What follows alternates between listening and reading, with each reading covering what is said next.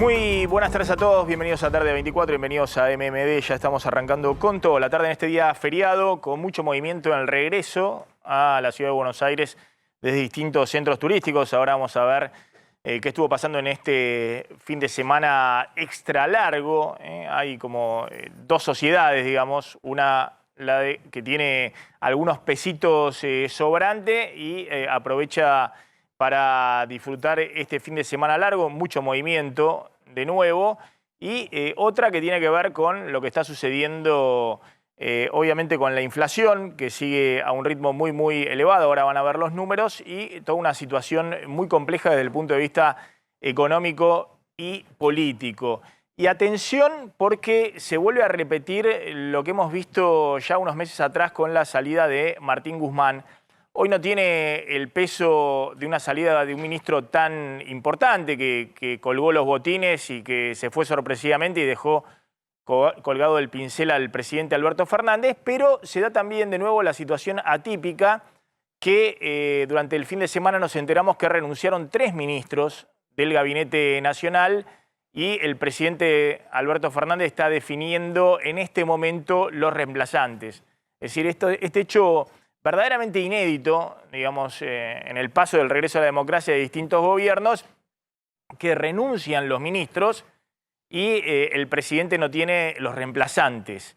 La ministra de Mujer, Género y Diversidad, Gómez Alcorta, que ahora va a contar Florencia, renuncia a partir de lo sucedido con el conflicto mapuche en Río Negro, en Villa Mascardi, y sobre todo el operativo de desalojo de un predio que comandó el ministro de Seguridad Aníbal Fernández, una ministra que también tenía ahí muchos cortocircuitos, fundamentalmente porque había muchas críticas de que estaba subejecutando fuertemente el gasto de su ministerio, aunque en sus cercanías decían que bueno, el problema no era la ministra, sino que le pisaban todas las partidas desde la Secretaría de Hacienda, desde el Ministerio de Economía.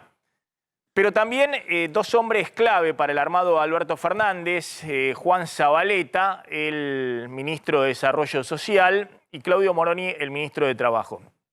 Y quiero detenerme en este punto porque no solamente renuncia Moroni, por ejemplo, que es el alter ego de Alberto Fernández, socio desde los 90 en distintos emprendimientos profesionales y personales de Alberto Fernández, sino que Zabaleta era uno de los intendentes que estaba en el gabinete, intendente de Hurlingham, pensando en algún momento en armar el albertismo, ¿no? O un armado político de Alberto Fernández que lo ayudara a construir un poder propio, basándose también en el poder de algunos intendentes, de gobernadores, del peronismo y demás. Bueno, todo eso naufragó y Zabaleta se va decepcionado, pero además, ojo que se vienen 2 áreas pero muy conflictivas. Ahora van a ver lo que publicó el viernes el Fondo Monetario Internacional al aprobar la segunda revisión del programa con la Argentina. Atención con lo que se viene en términos de ajuste para lo que resta del año y fundamentalmente para el 2023, el año electoral. Uno se pregunta si Cristina leyó las 100 páginas del documento del FMI del viernes pasado y si las leyó, si está de acuerdo con lo que se viene en términos de ajuste que exige el FMI en el año electoral, ¿no? Porque gran parte del ajuste va a recaer, después nos vamos a meter con este tema, va a recaer efectivamente en el área de programas sociales, todo el tema de empleo y salario públicos, muy taxativo el FMI, donde tiene que dirigirse el ajuste justo en el año electoral. Y por eso, insisto, son 2 áreas críticas, no solamente por eso, sino también porque con 100% de inflación, obviamente se multiplican las demandas por ajuste y actualización de planes sociales o expansión de planes sociales que están totalmente congelados justamente por la mirada muy dura que tiene el FMI respecto a lo que está pasando con los planes sociales y la necesidad de recortar por ese lado. Y por otro lado, ojo con toda la discusión salarial que está desbandada con 100% de inflación, no hay ningún tipo de de conducción o de coordinación desde el sector público a esto, con algunos gremios pidiendo ya arriba del 100% y sabiendo que la gran mayoría de los trabajadores van a quedar muy atrás de eso si se descoordina todo el proceso de precios y salarios en los próximos meses. Abro, ya está Brenda Strumíger. Brenda, gracias. Como siempre, ¿qué se comenta a esta hora respecto a los cambios de gabinete? Cambios que además, yo he visto un par de notas el fin de semana y no lo podía creer. Si el presidente realmente envía esos mensajes, yo no entiendo cómo hace política y gestión el presidente, ¿no? He visto 2 o 3 notas calcadas en las cuales titulan ya directamente que el presidente está meditando y definiendo los cambios a quienes va a reemplazar en estos 3 lugares a estos 3 ministros, sin consultar a Cristina Fernández de Kirchner. Obviamente es el presidente el que transmite ese mensaje. Y la verdad que uno no entiende bien qué es lo que quiere transmitir el presidente, que está hoy sin ningún tipo de poder. Se le está deshaciendo el escenario económico que trata de sostener Sergio Massa, la tiene a Cristina y envía el mensaje de que no habla con la vicepresidenta desde, creo que el día después del atentado a la vicepresidenta, y que él va a tomar la decisión respecto a, sin consultar a la vicepresidenta, respecto a estos 3 ministros que le renuncian, que lo dejaron nuevamente sin reacción respecto a los recambios.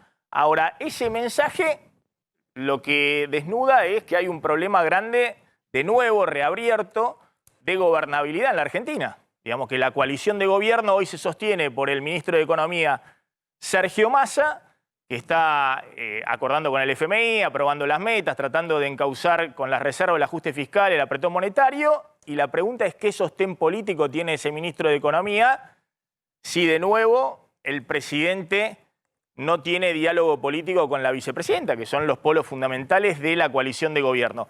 Brenda, ¿qué se sabe a esta hora respecto a el reemplazo de estos 3 ministros que se sabe que están renunciados, pero hasta ahora no está sobre la mesa el anuncio de los reemplazos? Bueno, lo que se sabe por ahora es que el presidente, en el caso de Desarrollo Social, de Juan Zabaleta, estaría dispuesto a poner a Victoria Tolosa Paz, ¿no? Ella es una persona muy cercana a su entorno, fue candidata a diputada, terminó ganando la banca, liderando la lista el año pasado y es la esposa de Pepe Albistur, que es muy cercano a Alberto Fernández. De hecho, se suelen juntar los fines de semana en Olivos para tener charlas personales / políticas. Pero Tolosa Paz ha sido cuestionada por los movimientos sociales más vinculados al kirchnerismo y al mismo tiempo por movimientos sociales vinculados al propio Alberto Fernández. Lo que a mí me ha llegado es que desde el movimiento Evita, Emilio Pérsico no estaba convencido sobre la figura de Tolosa Paz, ¿no? Pero bueno, Alberto Fernández está convencido de que tiene que ser ella. De hecho, ahora ella está en Olivos, con lo cual es una señal clara de que probablemente sea ella. Si bien, como vos decías, no está claro cuál va a ser el destino de los 3, digamos, el reemplazo de los 3 ministros. En el caso de Moroni, había enojo en la CGT porque no se está consensuando con la central sindical, con toda la central sindical que está dividida sobre quién va a ser su reemplazante, ¿no? Alberto Fernández está evaluando diferentes nombres, pero todavía no quieren decir quién puede llegar a ser porque es un lugar muy complicado. La verdad que es el lugar más complicado en este momento de reapertura de paritarias, de conflictividad social, de inflación muy alta, con un año electoral que se viene para lo sucesivo, así que está complicado. Y del lado de Gómez Alcorta sonaron Persia Vale, que es una de las funcionarias que estaban dentro del ministerio, que están dentro del ministerio para reemplazarla, pero también estaba el nombre de Gabriela Cerruti, ¿no? La portavoz, y ahí algunas intrigas palaciegas sobre si la estaban nombrando para quitarla del puesto de portavoz, o sea, de alguna manera para hacer una remoción en el área de comunicación que es tan cuestionada en el gobierno, o bien para premiarla, digamos. Hasta ahora, en el entorno de ella, decían que probablemente ella no fuera a ser Pero lo que sí coincido con vos totalmente es que hay una desprolijidad total. Primero parece que no se va nadie, dicen que no se va nadie y de repente se nota todo el desgaste y se terminan yendo los tres. Es decir, una desorganización muy grande y también esto de que no lo va a consultar con Cristina Kirchner, ¿no? Poniéndole un freno. Cuando todas las veces que intentó hacerlo en el pasado, se notó claramente que no tuvo éxito en ese freno. Voy al móvil, ahí está Diego de Nicolás. Diego, ¿qué tal? ¿Cómo estás? Estás en Olivos.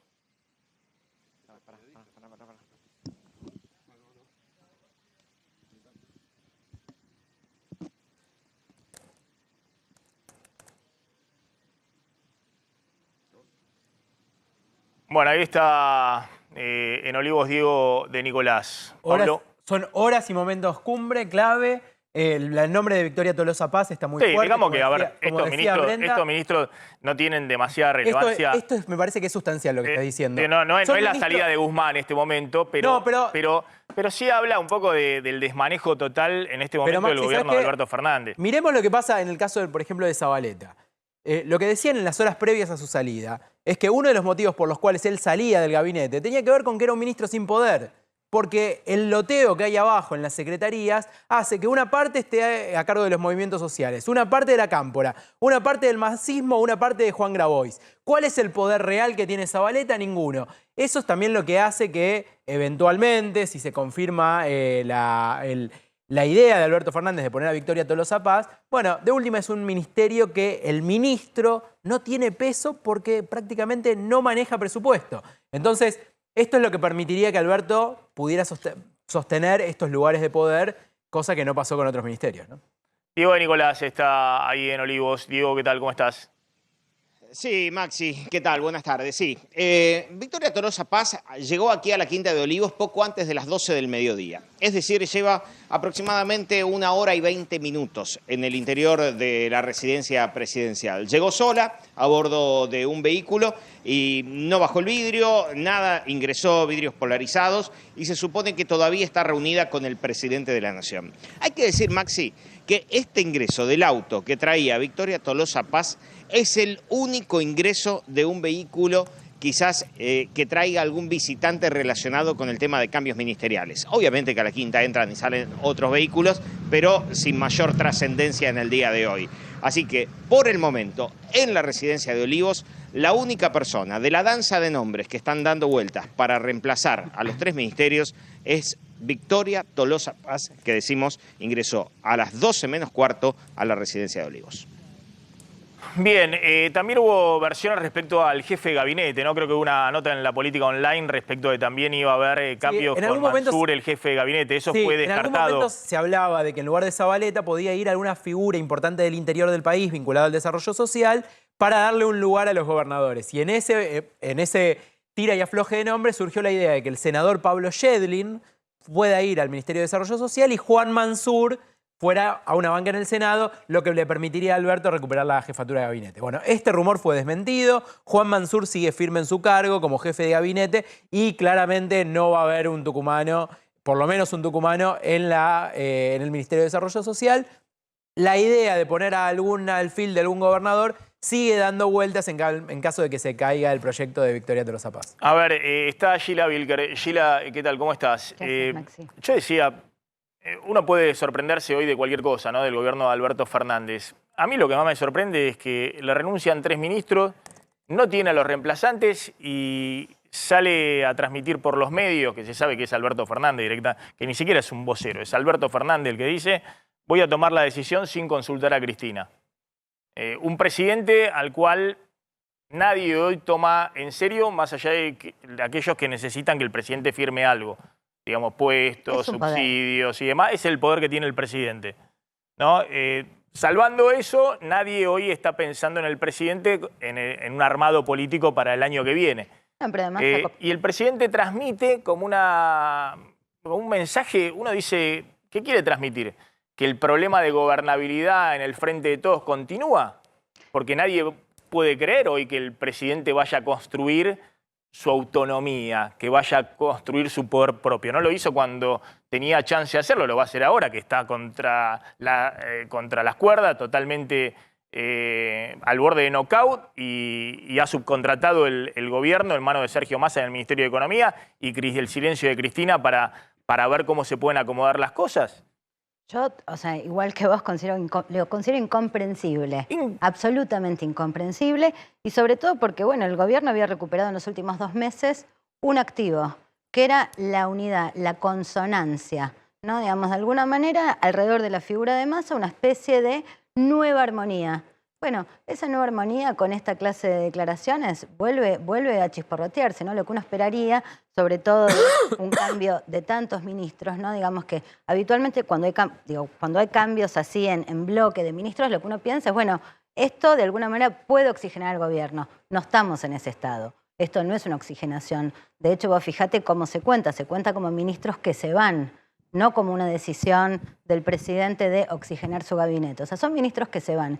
Entonces, la verdad que la idea de que aparezcan ministros o se nombren ministros sin un acuerdo de las 3 patas del frente, y sobre todo 2 ministerios, ¿no? Digamos, o sea, trabajo y desarrollo social, que son 2 ministerios que tocan el corazón inflacionario, ¿no? Digamos, o sea, el conflicto de la paritaria en trabajo con una inflación de 7 puntos, el conflicto de cómo contener la indigencia. Hace poco se vieron los números de indigencia. Con esto, digo, a mí me da la impresión de que, en principio, si hay algo que tiene que tener los nuevos ministros es, en principio, el acuerdo de las 3 figuras más importantes, pero sobre todo un acuerdo muy fuerte con el ministro de Economía, ¿no? Digamos, porque trabajo y desarrollo social, es decir, hoy gente que lo ayude a coordinar la política económica. Creo que Sergio Massa finalmente va a ir a Washington este martes para la cumbre de primavera, pero que en algún momento estaba dudando de hacer, porque con el FMI está todo cerrado, digamos, se cerró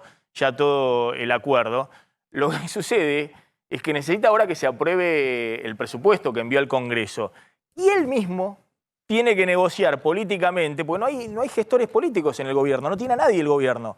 Entonces, él mismo tiene que negociar la aprobación del presupuesto como cuando era presidente de la Cámara de Diputados. En sí, tiene que ir a recorrer todo el espinal de todos los bloques, de todos los gobernadores.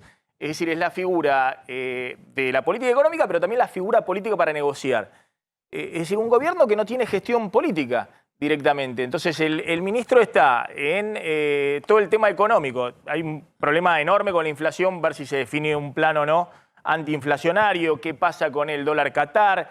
Bueno, toda una discusión muy grande respecto al tema salarial y además tiene que estar negociando toda la aprobación política del presupuesto, que muy probablemente la oposición lo va a acompañar, pero que requiere una gestión política. Bueno, vos tenés ahí una figura que está... A ver, el conflicto de esto es, vos tenés que ordenar la cosa política interna y externa. Y lo que tenés adentro parece fuego amigo, ¿no? Digamos, porque es una... Y además de esto vos decís, no hay gestión política. Bueno, la gestión también está complicada, ¿no? Digamos, o sea, la salida hoy del ministro, cuando vos arrancaste pusiste la foto de un ministro que probablemente el grueso de los trabajadores no sepa quién es. Moroni. Moroni. O sea, un ministro cuya cara el grueso de los trabajadores desconocen. De hecho, cuando nosotros hacemos testeos de figuras ministeriales, cuando mostramos la foto de Moroni, nadie sabe quién es, ¿no? Entonces, es un ministro saliente que no ha tenido un rol protagónico, viene de una escena muy complicada que no pudo resolver la semana pasada con neumáticos, que escaló hasta ese punto. Entonces, lo que vos ves también es, parte de este gobierno es un problema de gestión y gestión política, las 2 cosas. Sumo ahora el tema, ¿qué pasa con el conflicto del sur, la crisis con Gómez Alcorta? Flor, ahora me vas a contar, pero contame un poquito el contexto de lo que estamos viendo económicamente, Claudio. Y mira, el dato de inflación que empieza a surgir ya no de septiembre, sino de la primera semana de octubre, marca que el inicio de este mes fue el peor inicio desde antes de julio, desde antes de la crisis de Guzmán.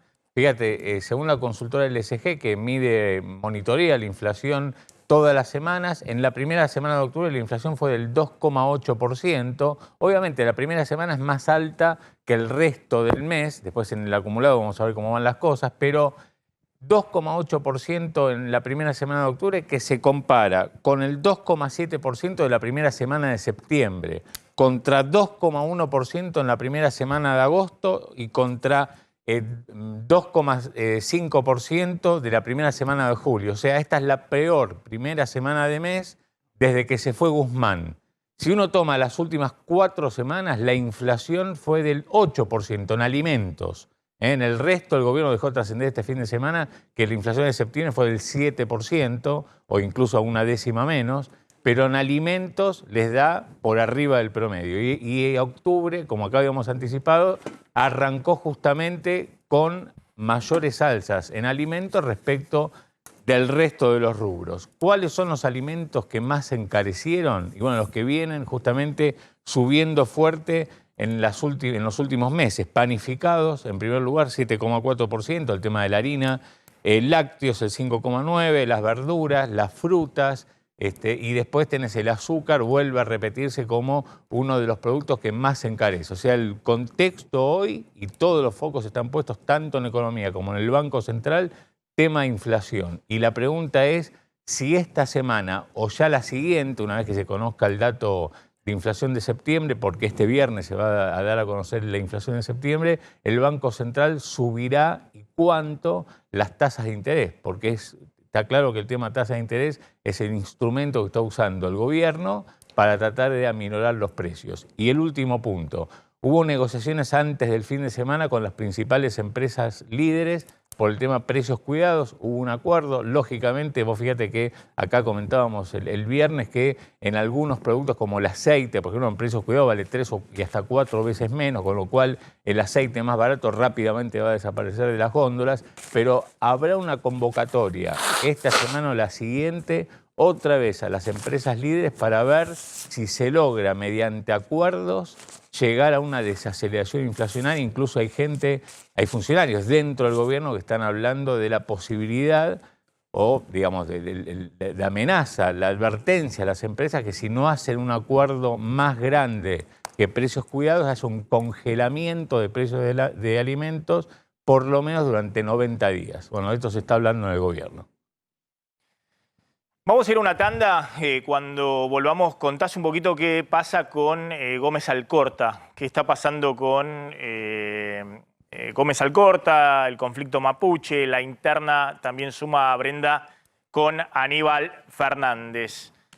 Alto Verde en Termas de Riondo, el Hotel Termal Spa, con las 5 piscinas termales y el restaurante gourmet, la mejor opción ahí en Santiago del Estero, en Termas de Riondo. Vamos a hablar también de lo que está pasando con el fin de semana Extra Large. También lo que pasó con el fin de semana Extra Large. Turismo. 2 millones de personas recorriendo el país.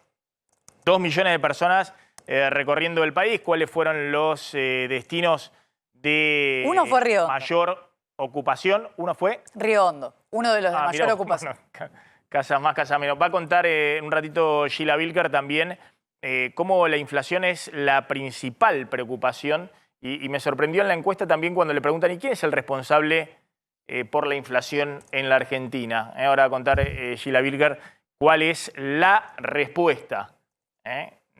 Porque es abrumadora, 3 de cada 4 responden convencidos, un responsable de la inflación en Argentina. 3 de cada 4, 75%. Es decir, hay pocos consensos en la Argentina que generan 75%, 3 de cada 4 de los consultados que dicen, sí, el responsable de la inflación en Argentina es este. Está Joana Don en Rosario, uno de los centros que este fin de semana largo tuvo mucha afluencia de turistas. Joana, ¿qué tal? ¿Cómo estás? Hola Maxi, muy buenas tardes para todos, feliz lunes. Rosario se consolida como uno de los destinos más elegidos también del país para transitarlo este fin de semana largo. Cerca del 92% de ocupación hotelera y la gente que viene llegando sobre todo de distintos puntos del país, de Buenos Aires, de Corrientes, de Santa Fe capital, de Entre Ríos, son los principales turistas que nos visitaron este fin de semana y que siguen disfrutando de las distintas actividades que plantea el municipio para transitar de la mejor manera este fin de semana. Estamos en una de las ferias que les voy a mostrar un poquito cómo es el movimiento y de paso les comento porque también incrementó lo que es el turismo internacional proveniente principalmente de Brasil, de Venezuela y de Uruguay. Han llegado de aquí, según lo que nos informan de la municipalidad, es que quienes vienen de Venezuela vienen a visitar a las personas que están estudiando aquí. Sabemos que Rosario tiene una de las mejores facultades, que vienen aquí a estudiar medicina principalmente, y también aprovecharon este fin de semana largo, no solamente los nacionales, sino también los extranjeros para visitar la ciudad. Los principales puntos de la ciudad o el relevamiento que hizo también la Secretaría de Turismo y de Cultura de la Municipalidad, las consultas, ¿no? Los bares, el bus turístico, y principalmente lo que se viene recuperando también es el cruce a la isla con el barquito, ¿no?, tradicional de Rosario, para poder visitar la zona de islas de enfrente, que por el momento está agradable, está disfrutable y es uno de los puntos más convocantes de la ciudad de Rosario. La isla, la Florida, la zona de playas y bueno, la feria, la parte de Boulevard Oroño. Acá estamos transitando muy cerquita de lo que es la costanera y con una feria, con una propuesta interesante para encontrar lo que necesiten. Bien, Joana, mucho movimiento ahí se nota, ahí en esa feria, ahí en Rosario, ¿no? ¿Algunos datos para aportar del fin de semana largo? De paso te digo que estuve ahí en Rosario el fin de semana, requete lleno. Decíamos que los datos oficiales hablan de 2 millones de personas recorriendo el país. Estamos hablando de un nuevo récord turístico con niveles superiores a la prepandemia, esto que nos venían diciendo desde distintas agencias de turismo. Las ciudades con mayor porcentaje de ocupación turística: Cafayate, Humahuaca, Río Hondo, Fiambalá, Puerto Iguazú, Rosario, Colón, Mar del Plata, Villa Gesell y la ciudad de Buenos Aires. Recordemos que este fin de semana incluye el previaje 3, este previaje que es más corto y que lo que no se gastó este fin de semana, si ya empezaron a viajar a partir de ahora, pueden gastarlo hasta fin de año. Joana, gracias, como siempre, muy amable ahí desde Rosario. Está Belén Bianchi en Córdoba. Belén, ¿qué tal? ¿Cómo estás? Hola Maxi, buenas tardes. Bueno, acá también en la provincia de Córdoba con uno de sus mejores fines de semana. Incluso se cuenta ya este fin de semana junto al de Semana Santa y al de Carnaval como los más fuertes del año. En este caso, un fin de semana que por lo menos en Villa Carlos Paz llegó casi a una ocupación total. Decimos casi porque solamente habían quedado los últimos hospedajes en categoría de 1 estrella nada más. Tanto sea, la primera de la de 4 estrellas fue la primera en reservarse con anticipación, luego 3 estrellas, 2 estrellas y quedando solamente el 97%, teniendo el 97% a nivel ocupacional en 1 estrella. Un número realmente importante, Maxi, y con un gasto per cápita de 12.000 pesos por persona, contando allí alojamiento, gastronomía y también alguna excursión, ¿no? Este es el gasto que tenemos per cápita de 12.000 hoy en día, y si recordamos lo que fue el último mes, por lo menos de temporada de verano, hablando de febrero, hablábamos de un gasto per cápita de 5.000 pesos, ¿no?, aproximadamente. Hay un cambio, pero así todo la gente no se ha quejado por los aumentos precisamente que se dieron tanto en gastronomía como en hotelería y también en excursiones. Hablemos de un aumento aproximadamente, Maxi, de un 70-80%. Una prueba que también hicieron los empresarios, en este caso, bueno, de Villa Carlos Paz, para ver también cómo se anticipa la temporada 2023. Belén, el tema del alojamiento promedio según categoría, ¿hay algunos numeritos respecto a cuánto cuesta o cuánto costó este fin de semana largo y eventualmente para el verano? Sí, mira, por ejemplo, Maxi, hay una gran diferencia según la localidad del punto turístico. Voy a ir arrancando de uno de los destinos, por ejemplo, más elegidos, que estuvo al 100%. En este caso hablamos de Villa General Belgrano, que promedio aproximadamente una habitación, hablamos de una habitación doble, Maxi, con hospedaje, con desayuno incluido para 2 personas, 3 noches, estaba rondando los 180.000 pesos. Hablamos de Villa General Belgrano. Una diferencia de casi la mitad, por ejemplo, en Villa Carlos Paz, una categoría prácticamente igual, 3 estrellas, 2 personas, con desayuno incluido, aproximadamente 70-80.000 pesos. Todo depende, por supuesto, siempre, Maxi, la ubicación, la categoría, lo que incluya, en este caso si incluye o no desayuno. Por eso también te decía hace un rato el promedio per cápita de 12.000 pesos. ¿Por qué? Bueno, porque fue más que nada el promedio de categoría de hoteles, hablando de Villa Carlos Paz. Otros puntos turísticos sí por ahí están un poco más elevados. Y también contamos que hubo muchos festivales este fin de semana, Maxi. Por ejemplo, hablando de Villa General Belgrano, estuvo la fiesta de la cerveza también allí, donde este fin de semana variaba muchísimo el precio de la entrada en comparación al otro, ¿no? Hablábamos de 1.600 pesos la entrada del fin de semana anterior y este fin de semana 5.500 pesos la entrada, ¿no? Eso habla también de la gran demanda que hubo en la provincia, también el Festival del Alfajor en La Falda, el Festival de la Empanada en Tanti, diversos festivales gastronómicos más que nada, que hizo también que se moviera mucho más el turismo. Belén, gracias, muy amable. Ahora vamos a contar un poquito la contracara, ¿no? de la caída de ventas en algunos sectores claves de ventas minoristas, pero bueno, hay sectores donde todavía hay muchos pesitos dando vuelta. Siempre decimos, ¿no? En vez de comprar un auto o apostar a un departamento y lo que sea, la gente sigue optando en estas salidas de fin de semana corto y también la gastronomía. Me decían que hay sectores también de la gastronomía que se están moviendo muy fuertemente, con un nivel de actividad muy grande. Sobre todo gastronomía de nivel medio para arriba, que está también muy demandada. Está Ernesto Arriaga. Ernesto, ¿cómo andás? Maxi, ¿cómo estás? Un gusto saludarte. Bueno, ¿cómo está el regreso a la ciudad de Buenos Aires? No sé, la imagen de Hudson a esta hora. Bueno, te voy a decir en el peaje San Borombón, 2.016 vehículos por hora están ingresando a la costa atlántica, que vienen de la 2, de la 11 y la 56, y llegan hacia la Buenos Aires de La Plata. Es decir, va a llegar después a 2.400 vehículos por hora, porque va a aumentar el número, por supuesto, a las 4 o 6 de la tarde. Pero te doy un dato muy importante desde el punto de vista económico, como sos vos y tu programa. Desde el punto de vista económico, numeral, hubo un 8% más de autos que fueron a la costa y están volviendo. Pero desde el punto de vista económico, gasto persona, bajó un 15%, por lógica, lo que gastó cada persona en la costa atlántica. Es decir, a mayor cantidad de autos, mayor cantidad de gente. Pero si uno hace un relevamiento de cuánto gastó cada persona en estos 4 a 5 días hasta mañana, yo calculo que bajó entre un 15 y un 16%, teniendo en cuenta que se perdió el poder adquisitivo, Maxi. Claro, totalmente, Ernesto. Bueno, ahí está un poquito entonces ordenado. Por ahora no hay inconvenientes, el regreso del tránsito tanto de la costa como del acceso norte. Está lento, Maxi, está lento. Hay gente todavía ya que va de Chascomús para la Buenos Aires La Plata a 60 kilómetros por hora y pedimos por favor que no usen la banquina porque hay drones de la Agencia de Seguridad Vial que están controlando y te retiran la licencia de conducir si te agarran. La ruta 9 Córdoba-Rosario con mucho tránsito, Corredores Viales se está manejando todo el tema de seguridad vial, y por la ruta del litoral, la 1214, los puentes Zárate-Brazo Largo, que viene de Uruguay, Paraguay, Brasil, y todo entre Ríos y Corrientes, 1.616 vehículos por hora, tremendo el litoral. Si en el verano va más gente a la costa, pero en esta época el litoral, con muy buena meteorología, va mucha gente a disfrutar del litoral.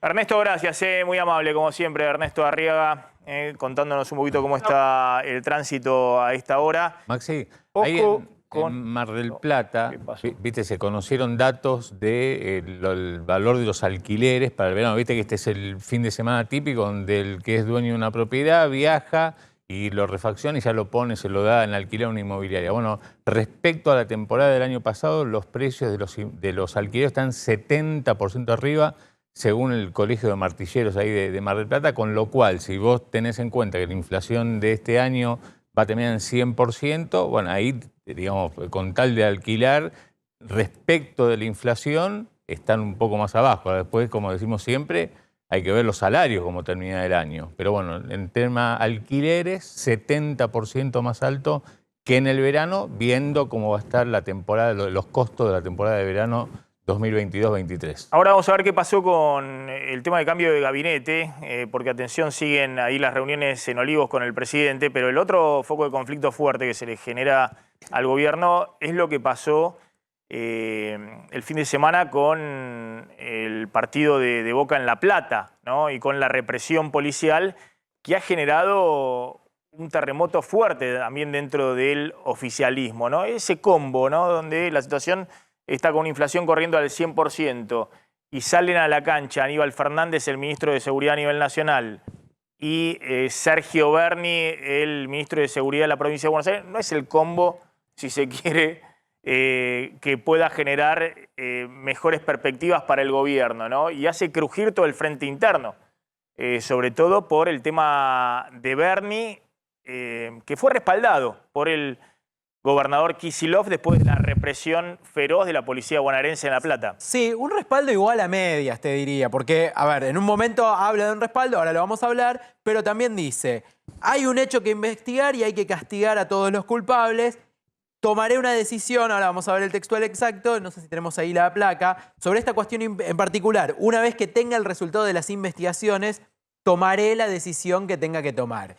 Por un lado, lo respalda Sergio Berni, rescata su capacidad de trabajo, habla de que es un funcionario que le pone el pecho a todas las situaciones, pero dice que en caso de que tenga que tomar la decisión, la va a tomar. Por supuesto que en esto influyó también las críticas de la oposición, que inmediatamente salió a pedir la renuncia de Berni, ¿no? Entonces, en este momento, Axel Kicillof no puede pedirle también la renuncia, pero hay un malestar en la gobernación. El operativo fue espantoso, dijo Axel Kicillof, la policía actuó de la peor manera, está para proteger, no para agredir. Nuestro gobierno no promueve la violencia institucional, no la protege, no la encubre, no la oculta ni la tolera. Esto fue lo que dijo el gobernador de la provincia de Buenos Aires, Axel Kicillof, que habló bien de Berni, como te decía, pero dijo, en caso de que se investigue y que se dé una situación que no sea, que se demuestre que hay cierta responsabilidad en Berni, bueno, tomaré las medidas que tenga que tomar. El fin de semana fue detenido el comisario Juan Gorbarán y el oficial Nahuel Falcón. Fueron detenidos en sus casas. Primero el gobernador bonaerense había decidido separarlo de sus cargos y ahora se decidió desde la justicia directamente detenerlos. Están detenidos. Bueno, está Marcelo Casareto, que es diputado nacional del Frente de Todos. Antes, no sé si Gila querés hacer un comentario. No, yo tengo, a ver, un comentario muy simple, que es el tema de... el gobierno tiene un problema enorme, tenía un problema hasta que llegó Massa respecto a hacia dónde iba con el tema de la política económica. Tenía un problema enorme. Ahora sabemos a dónde va la política económica, ahora voy a mostrar el memorándum del FMI. Sigue la pregunta si está el respaldo político en el año 2023. Ahora también tiene un problema enorme respecto a cuál es su política de seguridad. Si la política de seguridad en el principal territorio del país es Sergio Berni o es Axel Kicillof. Digamos, Berni, que tiene posturas desde el punto de vista ideológico y de declaraciones muy cercanas a Patricia Bullrich respecto a cómo debe actuar la policía bonaerense y demás. También tiene algo similar respecto a Aníbal Fernández en la Policía Federal, pero bueno, es otra discusión, ¿no? Entonces, hay toda una discusión interna que me parece que no termina de saldarse. Y este hecho muy grave que ocurrió en La Plata, muchos se siguen preguntando cuál es el apoyo político de Sergio Berni. Alguien que le ha dicho borracho al presidente de la Nación. El que trajo al borracho que se lo lleve. Alguien que ha dicho barbaridades de funcionarios nacionales. Y aún así sigue en su cargo después de... Obviamente hay una responsabilidad política, más allá de la responsabilidad de la conducción del secretario de Seguridad en medio de lo que ocurrió en La Plata. Ahora, aún así sale el gobernador de la provincia de Buenos Aires a respaldar a su ministro de Seguridad. Entonces muchos se preguntan, bueno, primero, ¿cuál es el respaldo de Berni? ¿Quién lo banca a Berni? Está claro que no es que vienen con Kicillof del Centro de Estudiantes de la Facultad de Ciencias Económicas. Y segundo, ¿cuál es la política de seguridad? ¿Es la política de Berni o es la política más de Kicillof y la idea del garantismo y demás en la provincia de Buenos Aires? Yo creo que acá lo más delicado de toda la escena, juntando los temas de violencia institucional y juntando los temas de inflación, es la pérdida... La pérdida de credibilidad y la pérdida de narrativa, digamos, ¿no? Un gobierno que tiene una serie de banderas que sostienen una dirección y que hoy esas banderas han entrado en crisis, ¿no? Digamos, entonces yo creo que lo que une La Plata y Mapuche, por más que se traten de dos fenómenos muy distintos, el caso platense absolutamente episódico, el caso Mapuche del sur, un tema un poco más complejo, de más larga data y con perspectiva también a futuro de continuar. Digo, lo que están unidas de alguna manera en en eso que es violencia institucional, que era una bandera no a la violencia institucional. De hecho, vos recién contabas lo que dijo el gobernador: no respaldo, no avalo, no protejo, no encubro la violencia institucional. O sea, ¿por qué es efectivamente una bandera todista, ¿no? O kirchnerista? El caso de Bernie y Axel, me parece que acá hay otros temas a considerar que tienen que ver. Por un lado, y me da la impresión de que, bueno, el ministro Bernie es bastante funcional a la figura de Axel, porque permite que Axel se despegue de las escenas complejas. Por otro lado, también es un dique de contención a la fuga por derecha que hay dentro del electorado del Frente de Todos, una sensibilidad también más punitivista. Eso también es cierto que está. Ahora, la sensibilidad punitivista no tiene que ver con los casos de violencia institucional. Son dos cosas distintas, pero tiene esa función. Y por otro lado, cuando uno mira a la policía, bueno, hay una cadena de mando. O sea, ante un hecho de esta naturaleza, ¿qué es lo que, la pregunta, por qué es lo que tiene que saltar? Bueno, yo creo que ahí, digo, hubo una acción, hubo una respuesta concreta respecto al jefe del operativo. No sé hasta dónde tiene que llegar para arriba. No sé si, o sea, realmente no es un fenómeno sistémico, yo creo que es un fenómeno episódico. Pero igual creo que la pregunta es válida. ¿Por qué Bernie se sostiene? Yo creo que la pregunta principal es el dique de contención y el fenómeno de funcionalidad con Axel Kicillof. A ver, estaba Marcelo Casareto, diputado del Frente de Todos. Marcelo, gracias por atendernos, diputado, muy amable. ¿Qué tal? Un saludo a ustedes acá desde Paraná, Entre Ríos. Bueno, ¿cómo se interpreta el tema de la renuncia en 3 ministros? Alberto Fernández está definiendo todavía los cambios. Bueno, yo soy parte del Frente de Todos, respaldo al gobierno del Frente de Todos, al presidente de la Nación, a la vicepresidenta, al ministro de Economía. Cada una de las situaciones es diferente. Hay, por lo que vi, una situación en cuanto al Ministerio de la Mujer, otra en Trabajo y otra en Desarrollo Social. Los recambios siempre son parte de la acción de gobierno.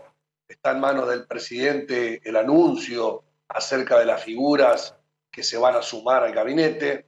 Por lo que veo, estaría muy cerca de sumarse Victoria Tolosa Paz, que es compañera de bancada nuestra, y la verdad creo que sería una muy buena designación porque es una profesional que trabaja muy cerca de toda la política del desarrollo social.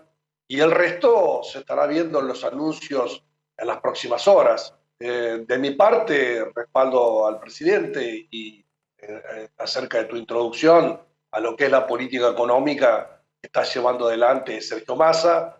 Yo en un rato estoy saliendo para Buenos Aires porque mañana seguimos con el tratamiento del presupuesto nacional. Ya han visitado el Congreso la mayoría de los ministros y secretarios de Estado.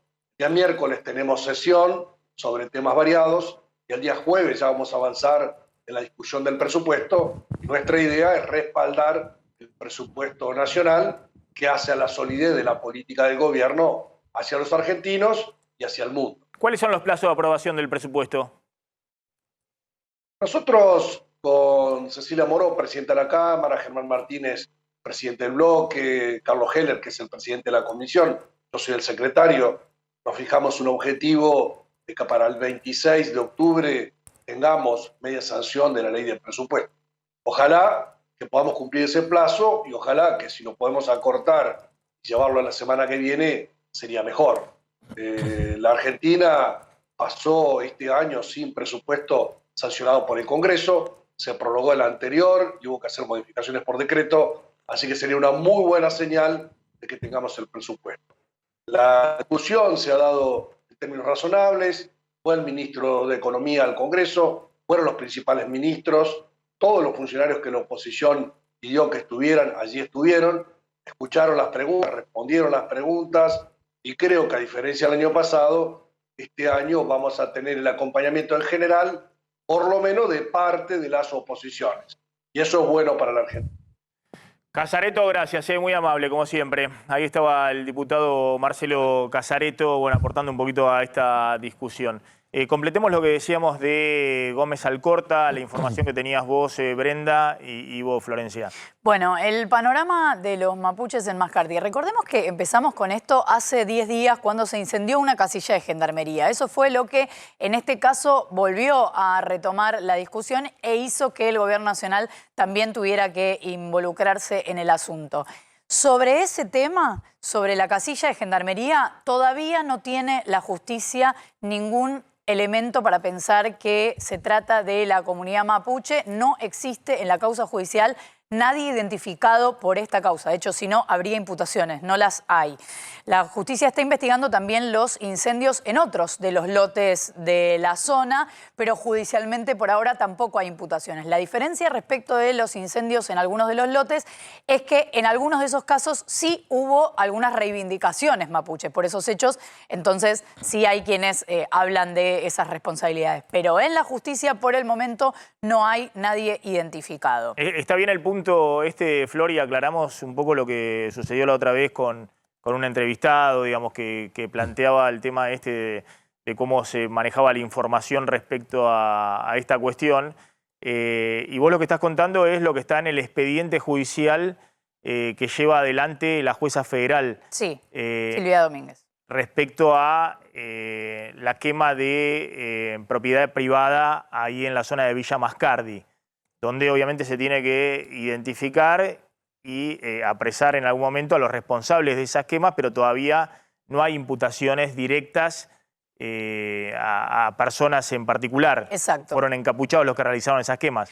Eso es lo que describen quienes dicen haber visto esas situaciones. Hay otras de las que no hay ninguna herramienta por el momento judicial. Pero si nos metemos en la cuestión de fondo, hay algunos datos que ni siquiera el gobierno menciona sobre el panorama de lo que está pasando.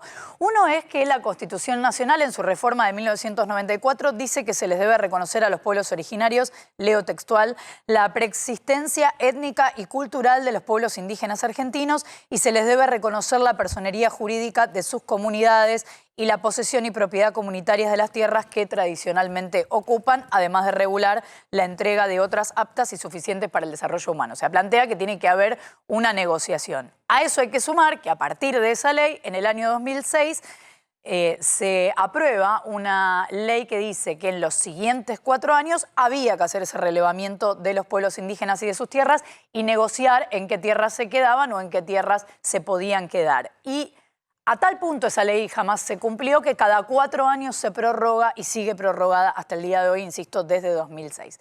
Entonces la semana pasada, Fuerzas Federales, 250 efectivos, entraron y, según relatan desde la comunidad mapuche, sí lo hicieron con mucha violencia, a diferencia de lo que dice el Ministerio de Seguridad Nacional. Entraron por orden judicial. Entraron por orden judicial, sí. Son las únicas herramientas que tenemos para el relato del Ministerio de Seguridad, o sea, el relato oficial. Que lo dio Aníbal Fernández. Que lo dio Aníbal Fernández, y el relato de los mapuches, que contaron también que les destruyeron un centro sagrado para su tradición, detuvieron a 7 mujeres, esa es la información que después se difundió, y así cumplieron con esta orden judicial de desalojo, pero desde hace décadas que el Estado Nacional no está cumpliendo con esta ley de la que hablábamos. Festejaba el ministro Aníbal Fernández que no había habido ni un rasguño en el operativo, algo, insisto, que la comunidad mapuche desmiente. De que habían sido apresadas las 7 mujeres. Claro, pero lo decía también para compararlo o en relación con que hace 5 años en ese mismo lugar, en Villa Mascardi, fue asesinado por la espalda un miembro de esa comunidad, Rafael Nahuel, por efectivos de prefectura del grupo Albatros que dispararon entre 114 y 129 veces. Están a la espera de juicio oral, pero hay un procesamiento, hay 5 procesados por esta cuestión. ¿De las fuerzas de seguridad de prefectura? De prefectura. También cabe decir que hay varias causas federales en la justicia por estos hechos de usurpación y por el momento de pueblos originarios, y por el momento ninguna de estas causas ha llegado a juicio oral.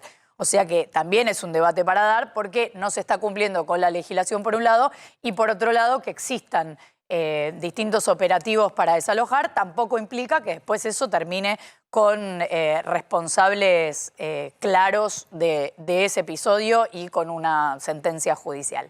Sigue sin haber hombres detenidos por este hecho. Las detenidas, decíamos, son 7 mujeres, 4 de ellas con sus hijos, que fueron trasladadas hace unos días al penal de Seiza. Apenas fueron detenidas, fueron trasladadas al penal de Seiza con el argumento de que no hay penales federales de mujeres de esas características en Río Negro, entonces que no iban a poder estar con sus hijos.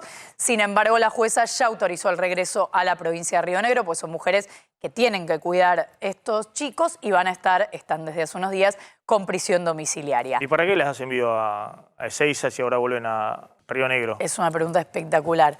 Y sigue atendida, detenida en un hospital, la mujer mapuche embarazada que formaba parte de esta lista de 7 que están en huelga de hambre, solamente tomando líquidos, lo cual la deja además en una situación muy delicada, en un embarazo de 40 semanas. Y en este contexto era el que mencionábamos y mencionaba la exministra Gómez Alcorta, por el cual decidió renunciar, diciendo, bueno, yo no estoy de acuerdo con la forma en que se hizo este operativo, porque evidentemente fue violento con esta comunidad. Sí, cuestiona a Aníbal Fernández, al ministro de Seguridad, y en última instancia al presidente, que es el que le da las órdenes a Alberto Fernández. ¿Vos tenías alguna información respecto a esto, Brenda? Sí, no, bueno, en el caso de Gómez Alcorta, la pregunta sobre si iba a seguir siendo un ministerio o se iba a transformar en una secretaría. En principio, el presidente estaría decidido a mantenerlo como un ministerio, si bien habían algunos pedidos dentro del gobierno para que lo redujeran el presupuesto y aportaran al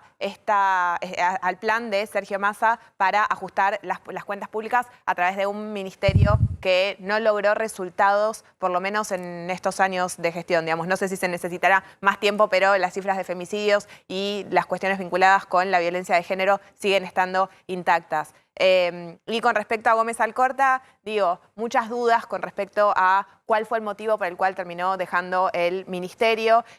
Algunos dicen, bueno, ella lo que planteó fue que estaba muy inconforme con lo que había pasado en Villa Mascardi, con estas mujeres detenidas, trasladadas, pero otras versiones lo que dicen es que ella estaba deseosa de irse del ministerio, que no estaba cómoda y que quería saltar del barco de alguna manera y que utilizó esto como una excusa para salir del gobierno, porque recordemos que en otros casos donde hubo cortocircuitos con cuestiones de género en el gobierno, le hace el nombramiento de Juan Mansur, que es abiertamente anti-IVE, ¿no? Anti-aborto, ella decidió quedarse.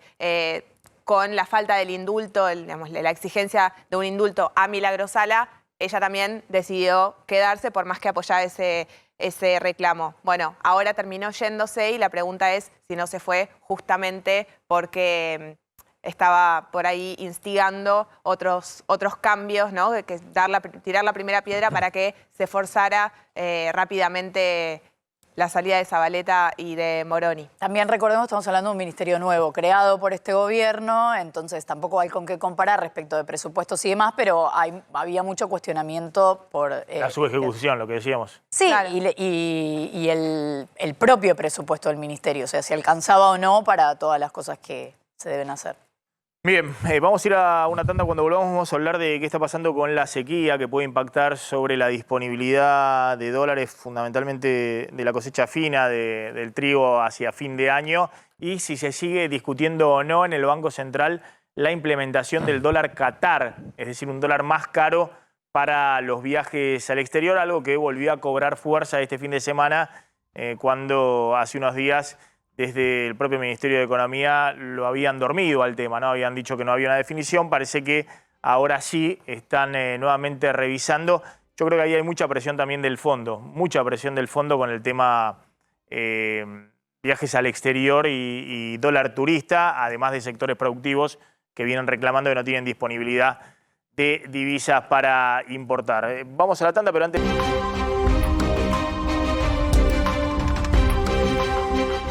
Estaba viendo los números que comentábamos, Sheila, respecto a la inflación. Principal prioridad para la mayoría de los encuestados en todas las encuestas. Y cuando le preguntan quién es el responsable de la inflación, 75% responden el gobierno nacional, de Alberto Fernández. Es decir, 3 de cada 4 encuestados responden el principal responsable de la inflación, insisto, inflación del 100% piso este año, es el gobierno nacional. Sí. Es un dato muy fuerte. Sí, las opciones de respuesta, por supuesto, son el gobierno actual, el gobierno anterior, los empresarios. Digo, tenés como distintas opciones. Ahora, ¿75 te responde el gobierno nacional? Efectivamente. 3 de cada 4 argentinos, el 75%, señala como principal responsable. Después, no sé, un 11% te responde el gobierno anterior, un 10% te responde los empresarios. ¿El 75% te responde?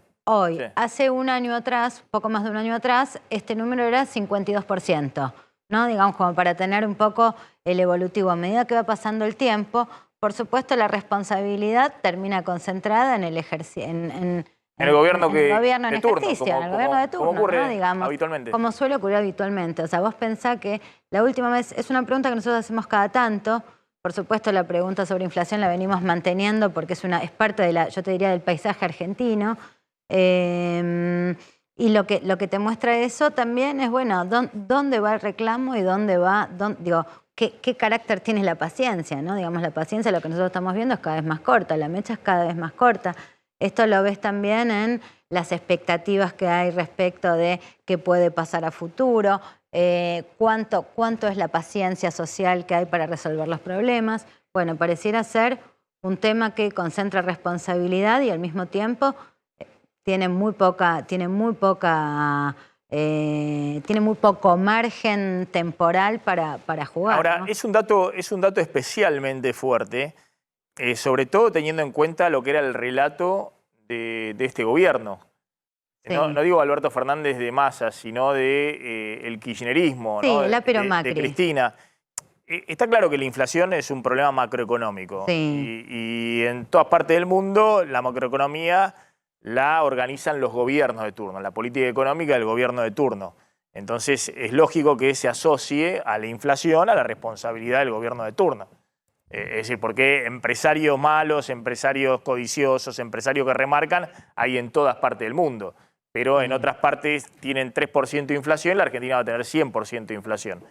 Ahora, este gobierno en algún momento ensayó lo que había ensayado en el gobierno de Cristina, cuando tenía 25%, 30% de inflación promedio. Sí. Un tercio, un cuarto de la inflación actual, que era que los responsables de la inflación eran los empresarios que remarcaban, y por eso los programas puntuales, el tema de los controles de precios y demás.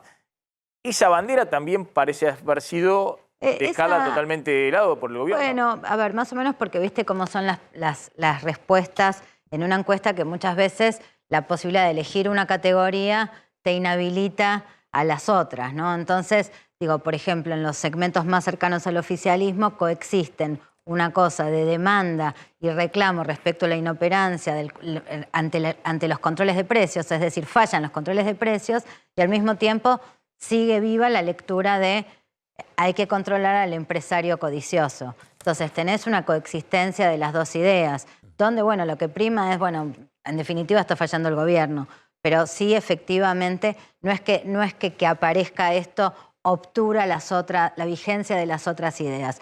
Esas ideas siguen presentes, sobre todo en las sensibilidades más cercanas al oficialismo, la idea de que hay algo del orden de una ambición desmedida, un hambre de lucro estrepitoso. Bueno, eso está presente, lo ves en la investigación Quali, forma parte de las narrativas para explicar por qué hay inflación. Lo que pasa es que eso solo ya no termina de explicar el por qué, ni diluye responsabilidades. O sea, lo que se fue acelerando en el último tiempo recae sobre el gobierno. Al final del gobierno de Alfonsín, obviamente que había la mirada puesta en los capitanes de la industria, en los grupos económicos concentrados, todo lo que quiera. Pero después, hasta el propio peronismo, después hizo campaña respecto al fracaso económico de la hiperinflación de Alfonsín. Sí. Digamos, y eso sepultó al gobierno de Alfonsín.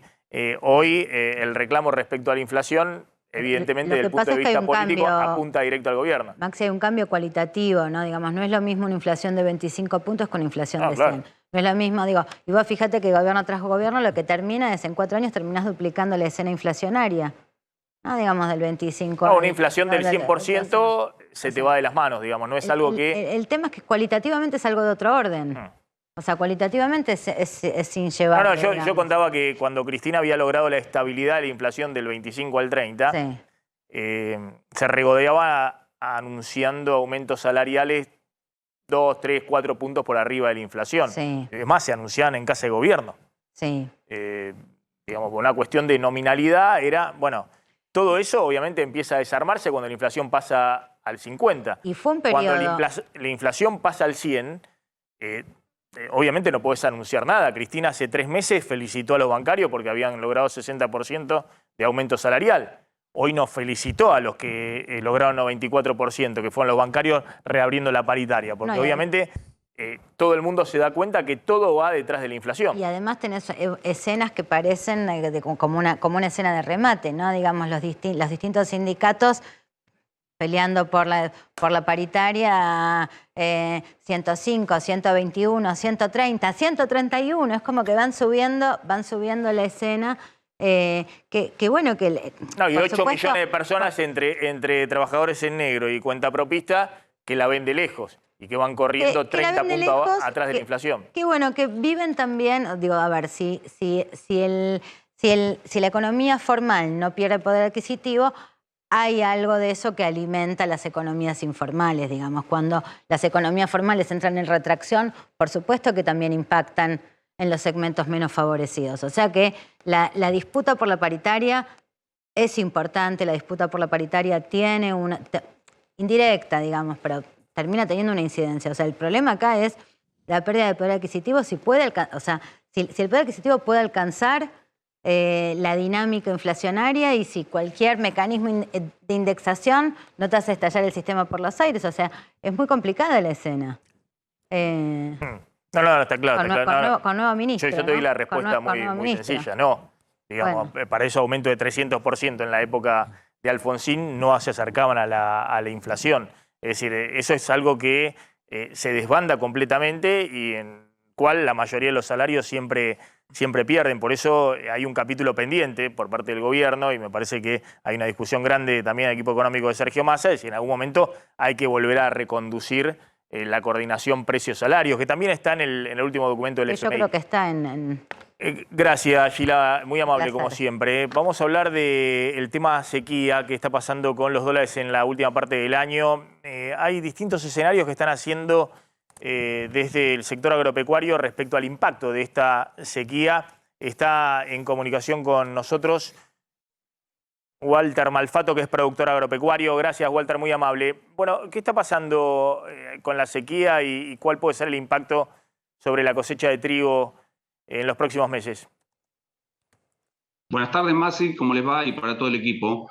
Estamos complicados con la sequía, hace 4 meses que no llueve bien, ha caído 20 milímetros, el sábado cayeron 9 más y los trigos, la verdad, dan lástima como están, no van avanzando. Si se cosecha algo, tendría que caer algún chaparrón, pero bueno, si se cosecha algo va a ser un rinde muy bajo.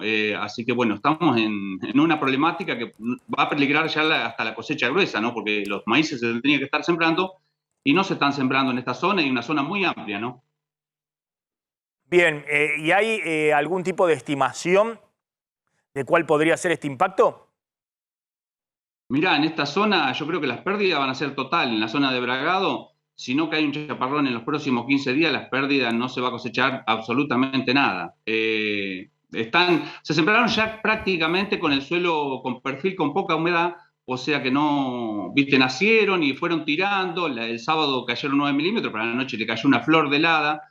Creo que este clima ha cambiado muchísimo. No, yo tengo 59 años, no he visto una sequía así en invierno, porque siempre en invierno los suelos aguantan mucho más la humedad, pero bueno, no ha llovido. Ahí, ¿sabes que la Bolsa del Rosario, la Bolsa de Cereales del Rosario dio a conocer justamente este fin de semana los datos, las estimaciones? Hasta ahora ya se perdió el 10% de la producción de trigo. Son 130.000 hectáreas. Y dicen, y la Bolsa de Rosario dice que hay otras 400.000 hectáreas de trigo que están en malas condiciones, esto por falta de lluvia, básicamente. Esto era cosecha que se exporta ¿en qué meses? ¿Noviembre, diciembre? Y empieza, claro, en el mes de diciembre, digamos, valores, la proyección actual es que las pérdidas son unos 740, 780 millones de dólares, con lo cual, nada, estamos contando los dólares de las reservas, las moneditas. Imagínate esta pérdida que podría llegar. Un impacto adicional. Claro, si vos tenés lo que ya se perdió más lo que está en malas condiciones, tenés prácticamente un 33-34% del total de producción de trigo que se va a perder. Walter, Yo gracias. creo que Sí. Las estimaciones del INTA son mayores, el gobierno está negando un poco la cantidad de pérdida, pero es muchísimo lo que se ha perdido. Walter, gracias. Walter Malfato, productor agropecuario. Bueno, ¿qué está pasando en Rusia?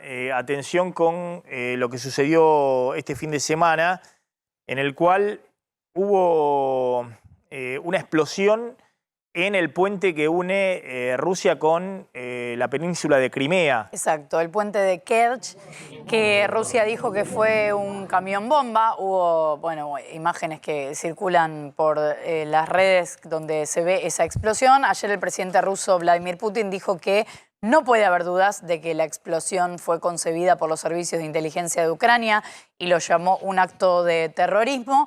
Después de este hecho decidió convocar al Consejo de Seguridad, algo que suele suceder cuando va terminando la semana y no a comienzos de la semana. ¿Al Consejo de Seguridad de Naciones Unidas? No, de Rusia. Ah, de Rusia. Y en Ucrania no hubo adjudicación del ataque, sí lo que hubo fueron algunos festejos de lo que había ocurrido, pero no hubo, nadie se adjudicó este ataque, o sea que no se puede decir que haya sido efectivamente lo que señala Rusia que es un ataque desde Ucrania. Y a partir de ahí hubo una embestida muy fuerte de Rusia con bombardeos sobre Kiev. Bueno, escuchemos lo que decía Putin respecto a este puente que yo no lo conocía. Es impresionante las imágenes, un puente gigante que creo que han hecho hace no muchos años. Se anunció, lo inauguró él hace muy poco. Exactamente, y eso ha generado también un recrudecimiento de las acciones bélicas de Rusia y los bombardeos sobre Kiev. A ver qué decía Putin. Сегодня утром по предложению Министерства обороны и по плану Генерального штаба России нанесен массированный удар высокоточным оружием большой дальности воздушного, морского и наземного базирования по объектам энергетики, военного управления и связи Украины.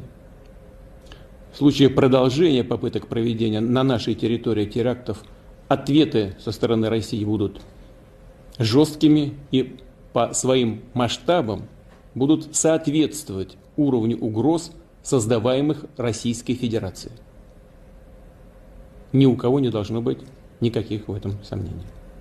Прошу министра обороны доложить о результатах. Explosión en este puente que ha tenido gran repercusión internacional durante este fin de semana. Está Fabián Calle. Fabián, gracias por atendernos, muy amable, para entender un poco qué está pasando y por qué tanta repercusión, ¿no? Por esto que ha ocurrido durante el fin de semana. Buenas tardes. ¿Por qué tanta repercusión? Porque era un puente clave para el abastecimiento militar ruso. Digamos, el 90% del tránsito de ese puente en los últimos 7, 8 meses han sido vía tren y vía camiones, abastecimiento a las fuerzas militares del sur de Ucrania. Las tropas rusas que han entrado del 24 de febrero, más de 60.000 rusos pasaron por ese puente en febrero-marzo para la invasión a Ucrania. O sea, es un ataque a un punto logístico muy, muy importante, más en el contexto actual de ofensiva ucraniana sobre el sur de Ucrania, territorios ocupados por Rusia. Sin ese puente, durante las 2 o 3 semanas que tiene habilitado, la logística rusa va a estar muy, muy complicada. ¿Y cuál es la señal que envía Putin con estos bombardeos? Zelensky creo que ha salido también a hablar respecto a que se están bombardeando nuevamente en Kiev objetivos civiles. ¿Cuál es el mensaje que quiere dar Putin?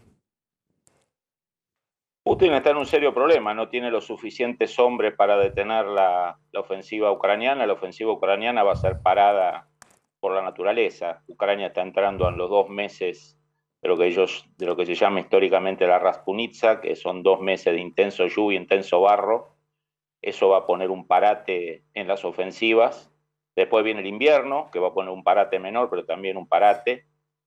Hasta que Rusia no logre movilizar, entrenar, equipar a 600, 700 mil hombres que ha convocado en armas y llevarlo al frente después de marzo del año que viene, Putin no tiene posibilidades de generar un cambio favorable en el terreno, y quizás tampoco después de marzo, pero al menos la esperanza de inyectar tropas en masa puede cambiar algo.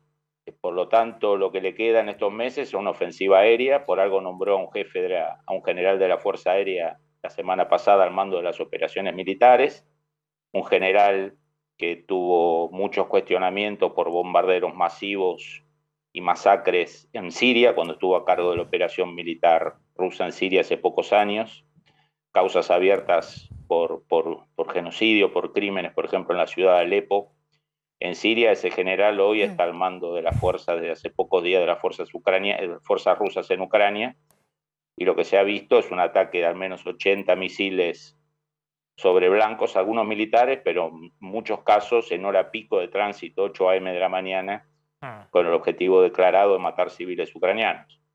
Y te hago la última respecto a qué se espera hoy de esta guerra, que se siga prolongando durante cuánto tiempo, digamos, ¿no? Porque esto tiene a su vez un impacto, como ya sabemos, desde el punto de vista económico muy importante, ¿no? Y esto lo va a sufrir ahora Europa en este invierno.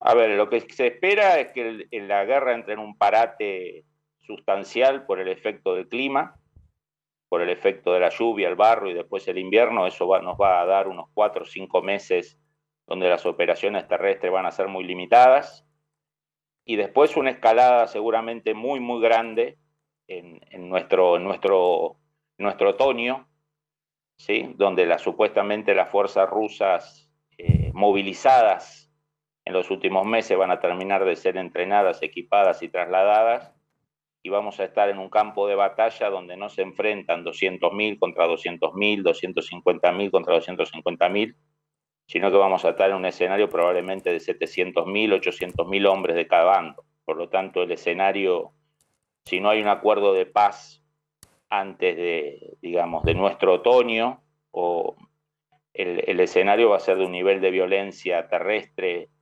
y en general mucho mayor que la de este año. Paradójicamente, la guerra no tiende a desescalar, sino que tiende a acentuarse por la cantidad masiva de tropas que los dos bandos se están preparando a inyectar para el año que viene. Impresionante. Fabián, gracias, muy amable como siempre. Ahí está Fabián Galle, analista internacional. Bueno, vamos al tema político local. ¿Qué está pasando con Larreta, que cruza a Macri e insiste en que irá a una PASO si se presenta el expresidente? Sí, atención igual, Maxi, que hay una noticia de último momento. Ya tenemos los cambios de gabinete. ¿Están los cambios de gabinete? Vamos. Están los nuevos cambios de gabinete. Vamos, último momento. Sí, están los nuevos cambios de gabinete, los acaban de oficializar desde la Casa Rosada. Victoria Tolosa Paz en el Ministerio de Desarrollo Social. Esta información que ya teníamos desde antes se confirma. Y después 2 sorpresas en los otros 2 ministerios, en el de Mujeres y Diversidad y en el Ministerio de Trabajo. Las 3 reemplazantes van a ser mujeres. Además de Tolosa Paz, va a ser Ayelen Mesina, la secretaria de la Mujer, va a ocupar el lugar de Gómez Alcorta. Y Raquel Kelly Olmos, Kelly es el apodo, por lo que vemos en el comunicado, que es, repito, oficial, que es economista y es la actual vicepresidenta del Banco de Inversión y Comercio Exterior, BICE. Así que estas son las confirmaciones. Kelly Olmos, una dirigente... Hace muy poquito, porque era Mendiguren, sí, hasta que Mendiguren se fue a producción. Claro, y fíjate cómo los rumores que hubo en las últimas horas, en los últimos días, no terminaron confirmándose, porque se hablaba desde, Cerruti, de la otra funcionaria Percivale, de Mujer, se hablaba también de Carlos Tomada volviendo al Ministerio de Trabajo. Bueno, al final terminó irrumpiendo con estos nombres que no estaban circulando extraoficialmente. Maxi, perdón, algo importante, ¿no? Victoria Tolosa Paz, una dirigente de Alberto Fernández. ¿Sí? Ayelen Mesina no la conozco, no sé cuáles son sus vinculaciones políticas, pero Raquel Kelly Olmos es una dirigente histórica del peronismo porteño, en el cual milita desde toda la vida Alberto Fernández. Con lo cual, Alberto Fernández, esa promesa que había hecho de, bueno, los que se van, esta vez sí los voy a poner yo, por lo menos en estos 2 casos, Victoria Tolosa Paz y Kelly Olmos, se ratifica, donde además el peronismo porteño, particularmente con el caso de Kelly Olmos, mantiene este lugar que tenía con Claudio Moroni. Busquemos un poquito las imágenes porque obviamente salvo Tolosa Paz, que fue candidata, el resto no son conocidas. Te aporto que Ayelén Massina cumplía ese rol en San Luis, es puntana, y bueno, ahora viene entonces desde allá a ser ministra, porque se mantiene como ministerio. Está Cristian Balbo, ahí en Olivos. Cristian. El público jerárquico no me quiere, como el medio. Bueno, tenemos una dificultad con el móvil. Busquemos un poquito las fotos. Vamos a seguir avanzando. Entonces, decíamos, Larreta desafía a Macri con el tema este de la interna, las PASO en la oposición. Sí, lo que está planteando Horacio Rodríguez Larreta es, por un lado, dice, mi decisión de competir no depende de lo que haga Macri, es decir, yo voy a competir, voy a ser candidato. Y por otro lado, internamente está dejando deslizar que Horacio Rodríguez Larreta se cansó de este juego político de Mauricio Macri, esto de jugar a la incógnita permanentemente. Horacio Rodríguez Larreta cree que esto que está haciendo Mauricio Macri le está haciendo daño al espacio de Juntos por el Cambio, que no le está permitiendo constituirse como una alternativa.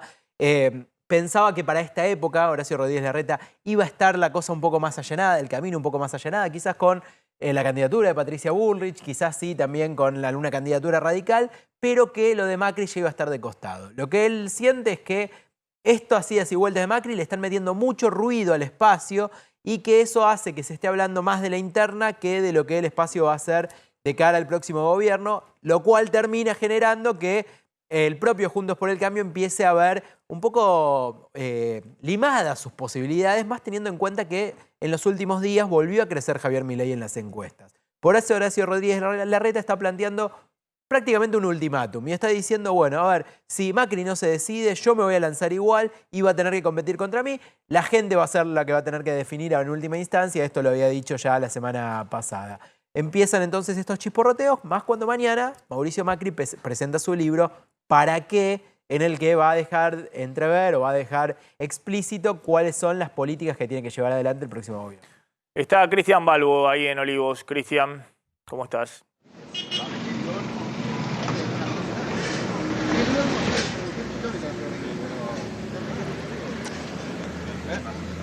Pero prender fuego a alguien.